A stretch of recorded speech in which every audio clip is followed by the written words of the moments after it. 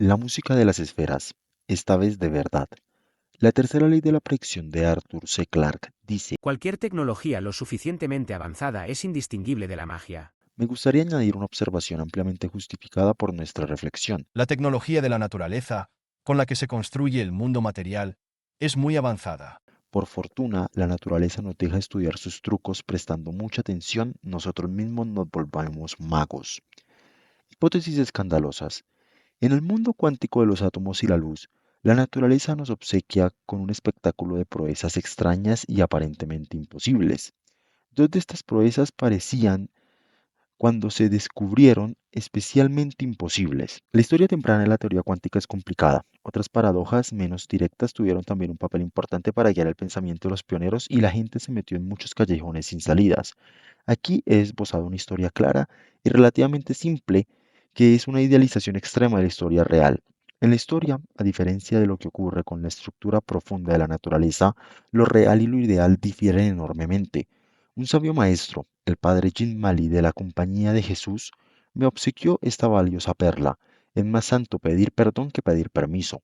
Una se refiere a la luz, la otra a los átomos. La luz viene en paquetes.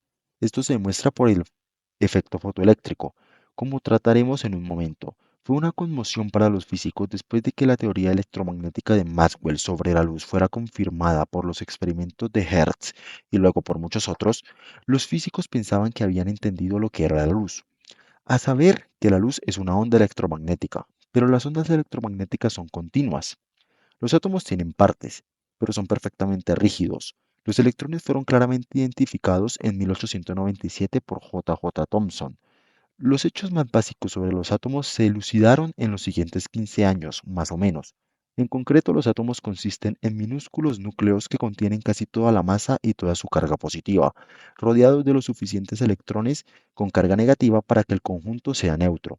Los átomos vienen en diferentes tamaños, según el elemento químico, pero todos están en el rango de 10 a la menos 8 centímetros, una unidad de longitud llamada un ángstrom.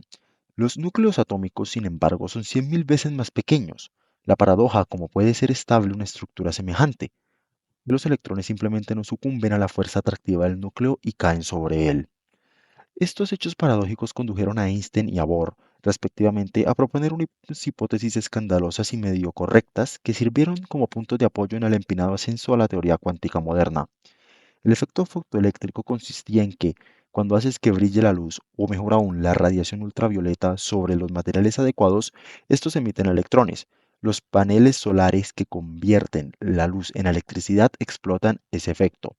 La idea de que la luz puede acelerar a los electrones, incrementar su energía y tal vez ocasionalmente hacerles saltar de los átomos no es sorprendente en sí misma. Los campos eléctricos de la luz deberían hacer cosas de ese tipo. Lo chocante era la forma en que ocurría. Podrías esperar que la energía se tomara un tiempo para irse acumulando, de manera que bajando la intensidad de la luz no hallarías al principio electrones salientes. Pero en vez de eso, el efecto se enciende de forma inmediata. También podrías esperar que la frecuencia de la luz, es decir, su color espectral, fuera menos importante que su fuerza o brillo.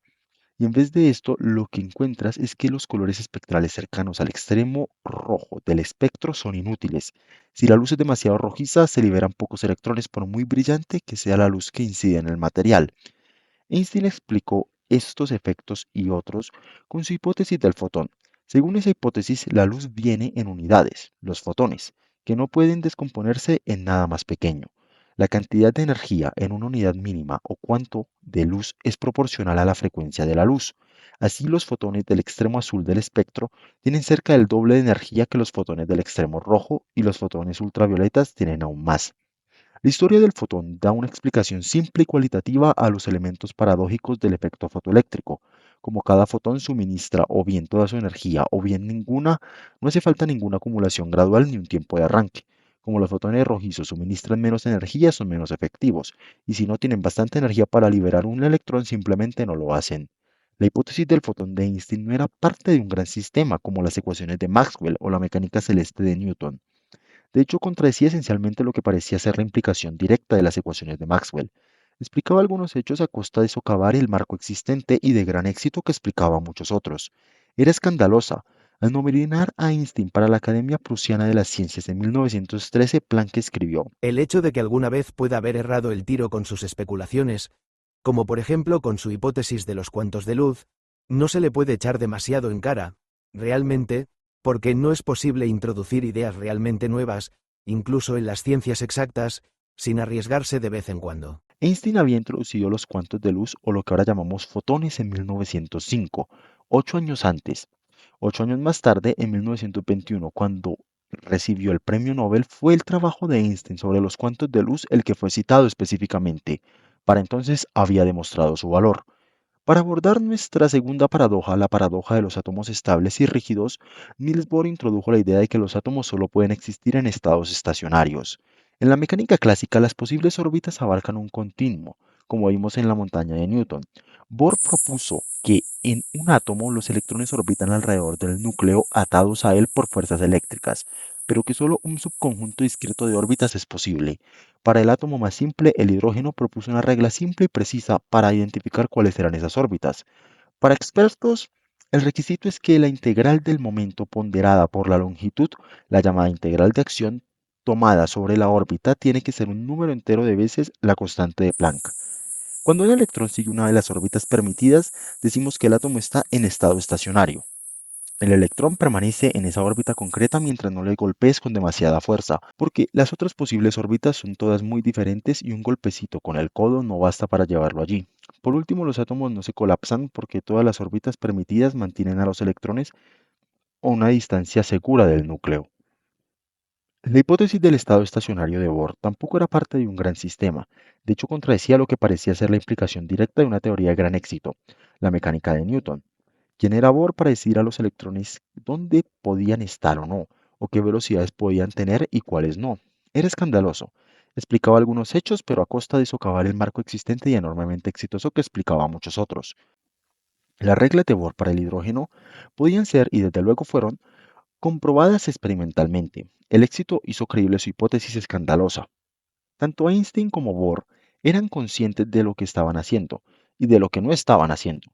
Al proponer sus hipótesis escandalosas no estaban proponiendo unas teorías del todo coherentes, ni siquiera grandes síntesis al estilo de la mecánica celeste de Newton o el electromagnetismo de Maxwell, más bien en el espíritu explorador de Pitágoras o del trabajo de Newton sobre la luz o el de Maxwell sobre la percepción. Estaban simplemente identificando unos patrones llamativos de hechos que podrían encontrar una explicación más profunda en el futuro.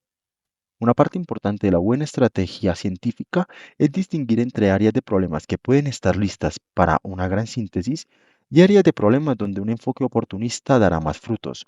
Una teoría de algo exitosa puede ser más valiosa que una teoría del todo tentativa.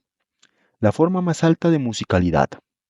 Los átomos de cierto tipo, por ejemplo, átomos de hidrógeno, absorben ciertos colores de la luz espectral de manera mucho más eficaz que otros. Más en general absorben ondas electromagnéticas de ciertas frecuencias de manera mucho más eficaz que otras. Los mismos átomos cuando se calientan emiten la mayoría de su radiación en esos mismos colores espectrales. El patrón de colores preferidos es diferente para distintas clases de átomos y forma una especie de huella dactilar por la que podemos identificarlos. El patrón de colores preferido de un átomo se llama espectro. En su modelo atómico, Bohr postuló que los electrones de un átomo solo pueden existir en un conjunto discreto de estados estacionarios. Los posibles valores de la energía del electrón entonces también forman un conjunto discreto. Y he aquí cómo conectó Bohr esa idea con la realidad mediante otra hipótesis escandalosa. Asumió que además de sus movimientos regulares permitidos en los estados estacionarios, un electrón podía dar en ocasiones un salto cuántico entre un estado estacionario y otro. ¿Por qué? ¿Cómo? No hagas preguntas. Pero el proceso del salto cuántico viene acompañado por la emisión o absorción de un fotón. Los saltos cuánticos hacen los espectros atómicos. En su por lo demás iconoclasta modelo, Bohr mantuvo un principio sagrado, la conservación de la energía. Insistió en que la energía tenía que conservarse incluso en el proceso del salto cuántico. Pero la energía de un fotón, según Einstein, es proporcional a su frecuencia, y su frecuencia está codificada en su color. Entonces las ideas de Bohr convergen en un paquete predictivo. Los colores del espectro de un átomo reflejan sus posibilidades de transición entre estados estacionarios y revelan las diferencias de energía entre sus estados estacionarios. El modelo de Bohr, al predecir esas energías, predijo los colores del espectro del hidrógeno, y funcionó. Reflexionando sobre el trabajo de Bohr, Einstein escribió: Que este fundamento inseguro y contradictorio fuera suficiente para permitir a un hombre con el instinto y el tacto únicos de Bohr para descubrir las leyes principales de las líneas espectrales y de las capas electrónicas de los átomos, me pareció un milagro, y sigue pareciéndomelo incluso hoy. Esta es la forma más alta de musicalidad en la esfera del pensamiento. Einstein se equivocaba en esto. Sin embargo, la mejor música estaba aún por llegar. La nueva teoría cuántica, los átomos como instrumentos musicales. El éxito de Bohr dejó a los teóricos con un problema de ingeniería inversa. Su modelo aportaba una caja negra como descripción de los átomos que describía qué hacían pero no cómo. Al esbozar la respuesta a una pregunta desconocida, Bohr había inaugurado un gran juego de riesgo. Los físicos tenían que encontrar las ecuaciones para las que el modelo de Bohr era la solución. Tras una lucha épica que se prolongó durante más de una década de esfuerzo y debate, emergió una respuesta. Se ha mantenido erguida hasta hoy mismo, y sus raíces han crecido a tal profundidad que parece improbable que se venga abajo algún día. ¿Qué es la teoría cuántica? Resulta que describir el comportamiento de la materia a escala atómica y subatómica no requería solo añadir algo a lo que se sabía antes, sino también construir un marco radicalmente diferente, en el que muchas ideas que se creían a salvo tuvieron que abandonarse. El marco conocido como teoría cuántica o mecánica cuántica estaba mayormente fijado hacia finales de los años 30. Desde entonces, nuestras técnicas para bregar con los desafíos matemáticos que impone la teoría cuántica han mejorado enormemente y hemos alcanzado una comprensión mucho más detallada y penetrante de las principales fuerzas de la naturaleza, como veremos en los siguientes capítulos. Pero esos avances han ocurrido dentro del marco de la teoría cuántica. Muchas teorías físicas pueden describirse como afirmaciones razonablemente específicas sobre el mundo físico. La relatividad especial, por ejemplo, es básicamente la doble afirmación de la simetría galileana junto a la invarianza de la velocidad de la luz. La teoría cuántica, como se entiende hoy, no es como eso. La teoría cuántica no es una hipótesis específica, sino una red de ideas estrechamente entrelazadas. No estoy insinuando que la teoría cuántica sea vaga, no lo es. Con raras y por lo general transitorias excepciones, cuando se enfrentan con cualquier problema físico concreto, todos los profesionales competentes de la mecánica cuántica coinciden sobre lo que significa abordar ese problema, usando la teoría cuántica. Pero pocos, si es que hay alguno, podrán decir exactamente qué suposiciones han hecho para llegar ahí. Llegar a un acuerdo con la teoría cuántica es un proceso por el cual el trabajo te enseñará cómo hacerlo. Vamos a ello. Funciones de onda, nubes de probabilidad y complementariedad. En la descripción cuántica del mundo, los objetos fundamentales no son partículas que ocupan posiciones en el espacio, ni los fluidos de Faraday y Maxwell, sino funciones de onda. Cualquier pregunta física válida sobre un sistema físico puede responderse consultando su función de onda, pero la relación entre la pregunta y la respuesta no es directa. Tanto la manera en que las funciones de onda responden preguntas como las respuestas que dan tienen unas propiedades sorprendentes, por no decir extravagantes. Aquí me centraré en los tipos concretos de función de onda que necesitamos para describir el átomo de hidrógeno y descubrir su musicalidad. Para más información, véase Términos del arte, sobre todo la centrada teoría cuántica y funciones de onda. Lo que nos interesa entonces es la función de onda que describe a un solo electrón atado por fuerzas eléctricas a un protón minúsculo y mucho más pesado. Antes de tratar la función de onda del electrón, haremos bien en describir su nube de probabilidad. La nube de probabilidad está muy relacionada con la función de onda. La nube de probabilidad es más fácil de entender que la función de onda, y su significado físico es más obvio, pero menos fundamental. Estas afirmaciones proféticas tomarán cuerpo en un momento. En la mecánica clásica, las partículas ocupan a cualquier tiempo dado alguna posición definida en el espacio. En la mecánica cuántica, la descripción de la posición de una partícula es muy diferente. La partícula no ocupa una posición definida a cada tiempo. En vez de eso, se le asigna una nube de probabilidad que se extiende por todo el espacio. La forma de una nube de probabilidad puede cambiar con el tiempo, aunque no lo hace en algunos casos muy importantes, como veremos pronto. Como su nombre indica, podemos visualizar la nube de probabilidad como un objeto extendido, que tiene en cada punto alguna densidad no negativa, es decir, positiva o cero. La densidad de la nube de probabilidad en un punto representa la probabilidad relativa de encontrar la partícula en ese punto. Así es más probable encontrar la partícula donde la densidad de su nube de probabilidad es alta y menos probable encontrarla donde la densidad de la nube es baja.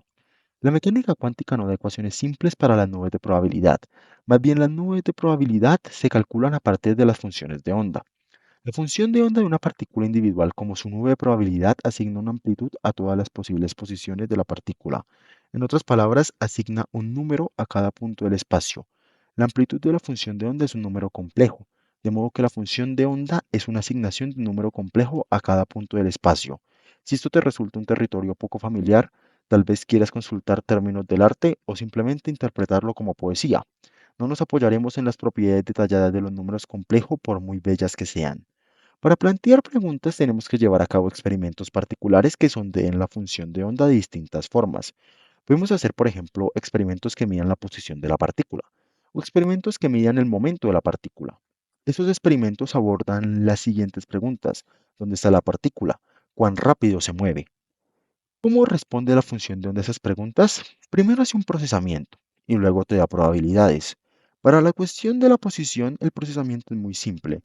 Tomamos el valor o la amplitud de la función de onda, un número complejo, recuerda, y elevamos su magnitud al cuadrado. Eso nos da para cada posible posición un número positivo o cero. Ese número es la probabilidad de encontrar la partícula en esa posición, como ya hemos visto. Para la cuestión del momento, el procesamiento es bastante más complicado y no voy a intentar describirlo en detalle. Para averiguar la probabilidad de observar cierto momento, primero tienes que hacer una medida ponderada de la función de onda. La manera exacta de hacer la ponderación depende del momento en que estés interesado y luego elevar esa medida al cuadrado. Responder a estas preguntas requiere diversas formas de procesar la función de onda que resultan ser mutuamente incompatibles. Es imposible, según la teoría cuántica, responder ambas preguntas al mismo tiempo. No puedes hacerlo. Por más que cada pregunta sea por sí misma perfectamente legítima y tenga una respuesta informativa, si alguien descubriera cómo hacerlo de manera experimental, habría refutado la teoría cuántica, porque la teoría cuántica dice que no se puede hacer. Einstein intentó de manera insistente concebir experimentos de ese tipo, pero nunca tuvo éxito y al final admitió su derrota. Tres puntos esenciales son: obtienes probabilidades, no respuestas definitivas. No obtienes acceso a la función de onda en sí misma, sino solo un vistazo a sus versiones procesadas. Responder preguntas distintas puede requerir procesar la función de onda de distintas formas. Cada uno de estos puntos plantea grandes temas.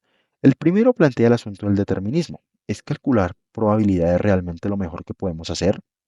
El segundo plantea el asunto de los muchos mundos. ¿Qué describe la función de onda total cuando no estamos mirando? ¿Representa una gigantesca expansión de la realidad o no es más que una herramienta mental, nada más que un sueño? El tercero plantea el asunto de la complementariedad. Para abordar distintas preguntas debemos procesar la información de distintas maneras. En casos importantes, estos métodos de procesamiento resultan ser mutuamente incompatibles, de modo que ningún enfoque, por astuto que sea, puede suministrar respuestas a todas las posibles preguntas. Para hacer verdadera justicia a la realidad tenemos que enfrentarnos a ella desde distintos ángulos. Este es el principio filosófico de la complementariedad. Es una lección de humildad que la teoría cuántica nos obliga a aceptar. Tenemos, por ejemplo, el principio de incertidumbre de Heisenberg. No puedes medir la posición y el momento de las partículas a la vez. Teóricamente se deduce de las matemáticas de las funciones de onda. Experimentalmente surge porque las mediciones requieren una implicación activa con el objeto que está siendo medido. Sondear es interactuar e interactuar es potencialmente perturbar. Cada uno de estos asuntos es fascinante y los dos primeros han recibido mucha atención. A mí, sin embargo, el tercero me parece especialmente bien fundamentado y significativo. La complementariedad es a la vez una propiedad de la realidad física y una lección de sabiduría a la que volveremos.